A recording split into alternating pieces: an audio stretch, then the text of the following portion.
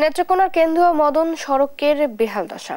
খানাখন্দে ভরা এই সড়কে ঈদে বাড়ি ফেরা মানুষের দুর্ভোগ চরমে পৌঁছেছে। দুর্ভোগের চিত্র জানাতে সরাসরি যুক্ত হচ্ছেন সহকর্মী জিয়াউর রহমান।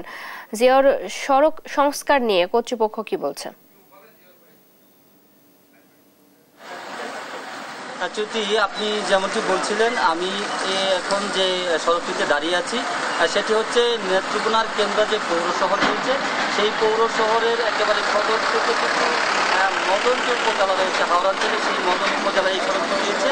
তো এই সড়ক দিয়ে কিন্তু প্রতিদিন হাজার হাজার মানুষ যাতায়াত করে থাকেন। বিশেষ করে ঈদে বাড়ি ফেরা মানুষ যারা আছেন তাদেরকে কিন্তু এই ভাঙা এবং চরম দুর্ভোগ পোহাতে হচ্ছে। তো আমি যাত্রীদের সঙ্গে কথা বলে যে বিষয়টি জানতে পেরেছি যে গত প্রায় বছর ধরে কিন্তু এই যে খানাখন্দে ভরা সড়ক দিয়ে বিভিন্ন ছোট বড় যানবাহন এবং সাধারণ পথচারীদেরকে চলাচল করতে কিন্তু চরম দুর্ভোগ তাদের পোহাতে হচ্ছে। পাশাপাশি এই সড়কটি দিয়ে কিন্তু ঢাকা, চট্টগ্রাম, সিলেটের অন্তত 15 থেকে 20টি বাস চলাচল করে থাকে, দূরপাল্লার বাস।